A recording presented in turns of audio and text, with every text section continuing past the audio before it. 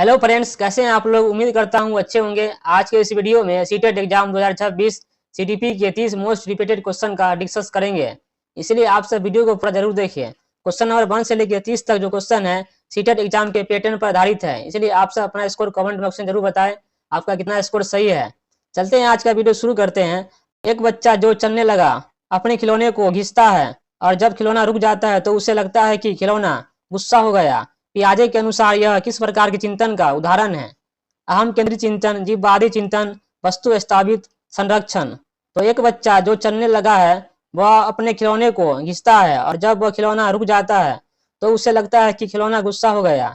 पियाजे के अनुसार यह किस प्रकार का चिंतन का उदाहरण है? यह जो उदाहरण है जीववादी चिंतन का उदाहरण है। इसीलिए जो क्वेश्चन नंबर 1 का राइट आंसर क्या हो जाएगा? ऑप्शन नंबर बी हो जाएगा, जीववादी चिंतन। क्वेश्चन नंबर 2 है, लेव वाइगोस्की के अनुसार बच्चों का स्वनिर्देशित भाषण क्या दर्शाता है? बच्चों का अहम केंद्रित स्वभाव, अपनी सोच और व्यवहार को नियंत्रित, भाषा के विकास में एक बाधा, बच्चे की मानसिक मंदता। तो लेव वाइगोस्की के अनुसार बच्चों का स्वनिर्देशित भाषण क्या दर्शाता है? यह दर्शाता है अपनी सोच और व्यवहार की नियंत्रण। क्वेश्चन नंबर 2 का जो राइट आंसर हो जाएगा ऑप्शन नंबर बी हो जाएगा, अपनी सोच और व्यवहार को नियंत्रित। क्वेश्चन नंबर 3 है, कोहलबर्ग के किस चरण में व्यक्ति किसी कार्य के सही या गलत होने का निर्णय इस बात से लेता है कि समाज में उसकी प्रशंसा होगी या नहीं? जैसे अच्छा लड़का अच्छी लड़की बनना, दंड एवं आज्ञा पालन अभिविन्यास, अंतर व्यक्तिगत संबंध, अच्छा लड़का अच्छी लड़की अभिविन्यास, सामाजिक अनुबंधन अभिविन्यास, सार्वभौमिक नैतिक सिद्धांत अभिविन्यास। तो कोहलबर्ग के किस चरण में व्यक्ति किसी कार्य के सही या गलत होने का निर्णय इस बात से लेता है कि समाज में उसकी प्रशंसा होगी या नहीं? जैसे अच्छा लड़की अच्छा लड़का बनना, तो ये लेता है अंतर व्यक्तिगत संबंध, अच्छा लड़का अच्छी लड़का बनना। तो क्वेश्चन नंबर 8 का जो राइट आंसर हो जाएगा 3 का ऑप्शन नंबर बी हो जाएगा। क्वेश्चन नंबर 4 है, समावेशी कक्षा में दृष्टिबाधित विद्यार्थियों के लिए कौन सी सामग्री सबसे उपयोगी होगी? बड़े अक्षरों की पाठ्य पुस्तकें और ऑडियो पुस्तकें, ब्लैक बोर्ड पर लिखित निर्देश, रंगीन चित्र वाली पुस्तकें, मुख्य वीडियो। तो समावेशी कक्षा में दृष्टिबाधित विद्यार्थियों के लिए कौन सी सामग्री सबसे उपयोगी होगी? यह सामग्री है बड़े अक्षरों की पाठ्य पुस्तकें और ऑडियो पुस्तकें। तो क्वेश्चन नंबर 4 का जो राइट आंसर क्या हो जाएगा? ऑप्शन नंबर ए हो जाएगा। क्वेश्चन नंबर 5 है, एडीएचडी से ग्रस्त बच्चे का मुख्य लक्षण क्या है? लंबे समय तक एक जगह ध्यान केंद्रित रखना, अत्यधिक आवेदनशीलता और एक जगह टिक कर न बैठना, पढ़ने और लिखने में अत्यधिक निपुणता, सामाजिक अंतक्रिया से दूर भागना। तो एडीएचडी से ग्रस्त बच्चे का मुख्य लक्षण है अत्यधिक आवेदनशीलता और एक जगह टिक कर न बैठना।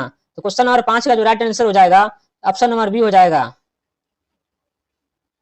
क्वेश्चन नंबर 6 है, हार्वर्ड गार्डनर के अनुसार जो व्यक्ति अपने स्वयं के संवेगों, भावनाओं और प्रेरणाओं को गहराई से समझता है उनमें कौन सी बुद्धि पाई जाती है?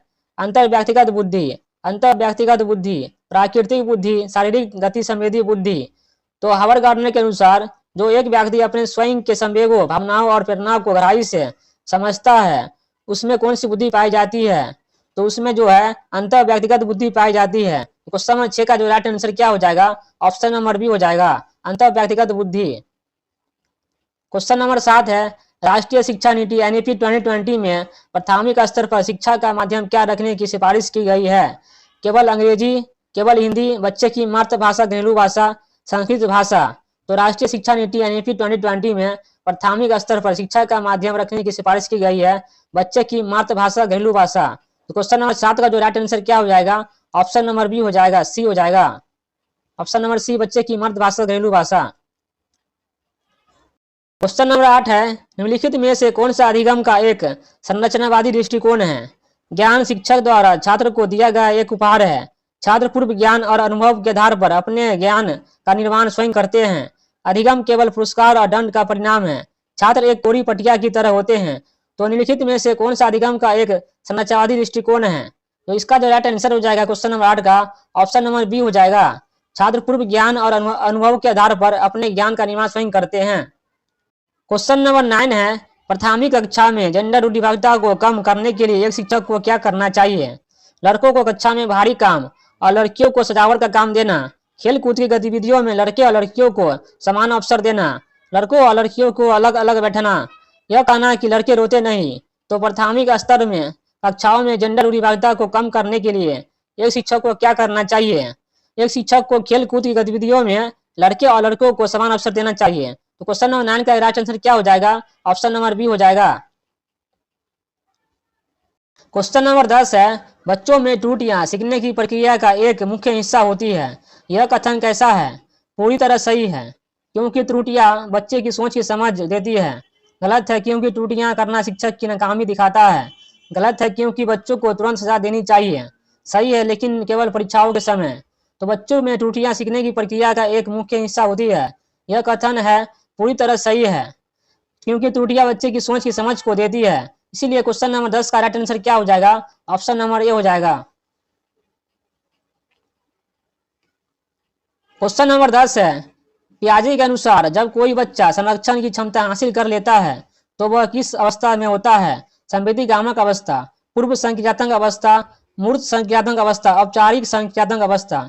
तो पियाजे के अनुसार जब कोई बच्चा संरक्षण की क्षमता हासिल कर लेता है तो वह किस अवस्था में होता है? वह होता है मूर्त संज्ञानात्मक अवस्था में।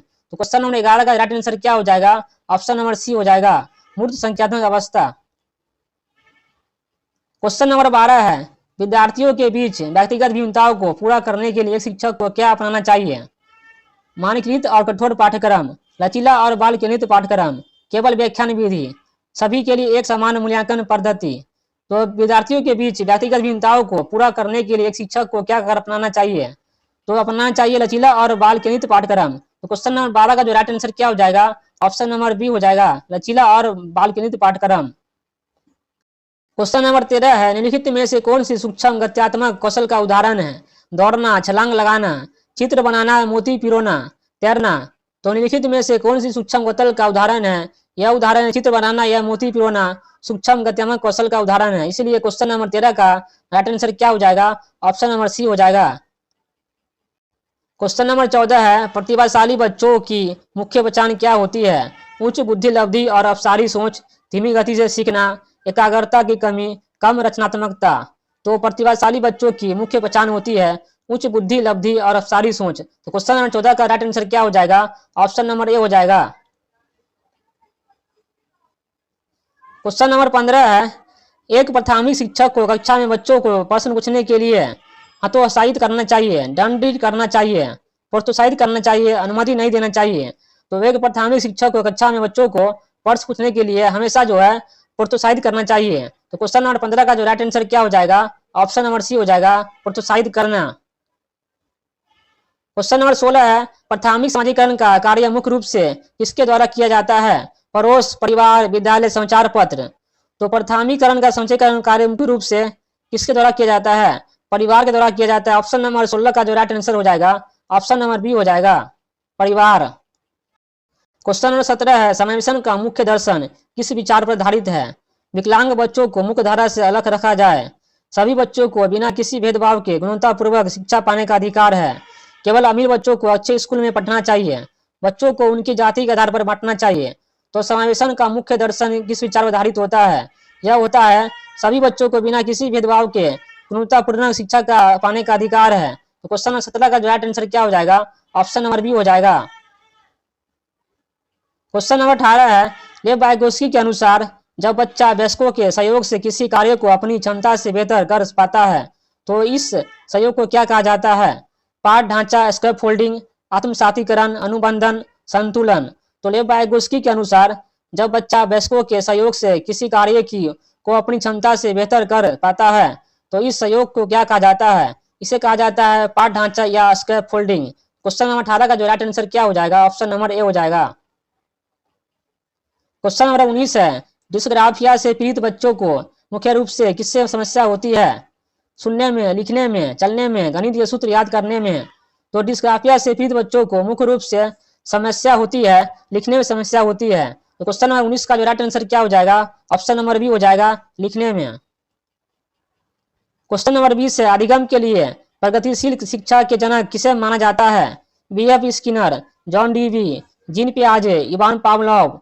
तो अधिगम के लिए प्रगतिशील शिक्षा के जनक माना जाता है जॉन डीवी को। इसीलिए क्वेश्चन नंबर 20 का जो राइट आंसर हो जाएगा ऑप्शन नंबर बी हो जाएगा।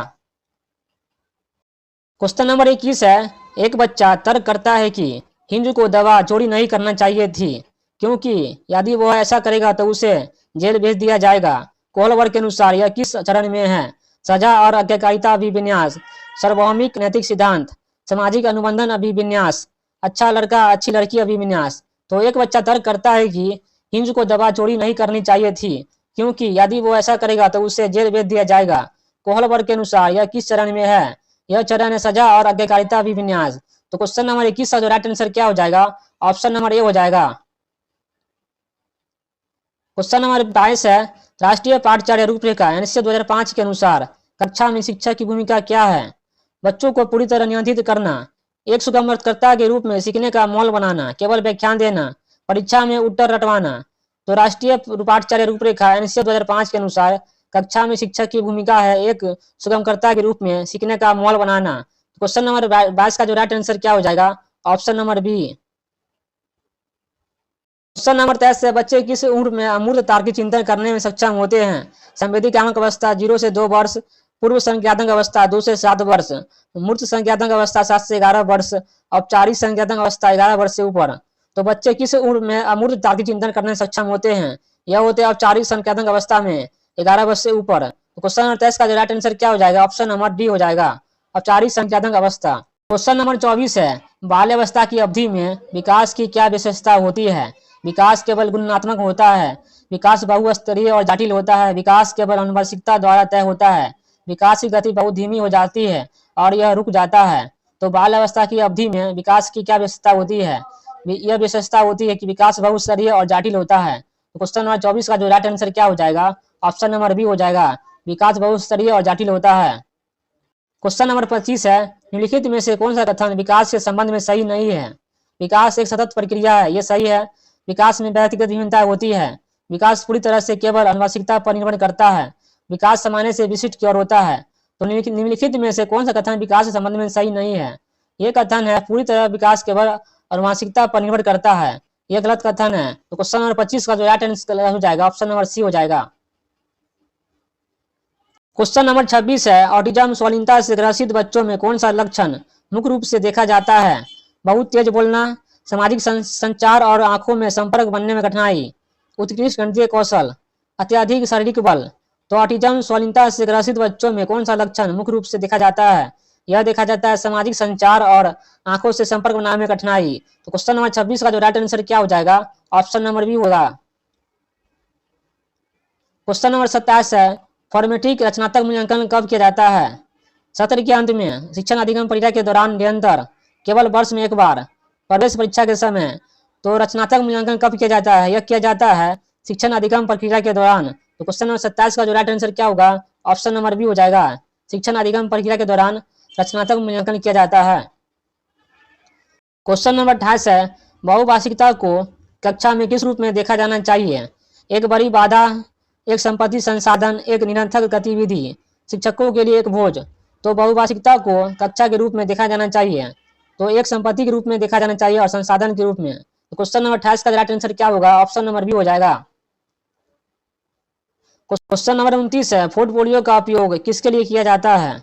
बच्चों को दंड देने के लिए, बच्चे के समय के साथ हुए विकास का कार्मिक रिकॉर्ड, कार्य का संग्रह रखने के लिए, केवल रिपोर्ट कार्ड छपाने के लिए, शिक्षक की उपस्थिति दर्ज करने के लिए।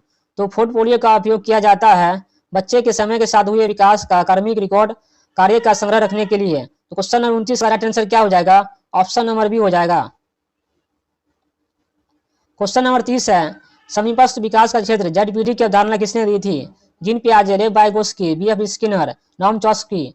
तो समीपस्थ विकास का क्षेत्र जेडपीटी की अवधारणा लेव वाइगोत्स्की ने दी थी। तो क्वेश्चन नंबर 30 का राइट आंसर क्या हो जाएगा? ऑप्शन नंबर बी हो जाएगा, लेव वाइगोत्स्की।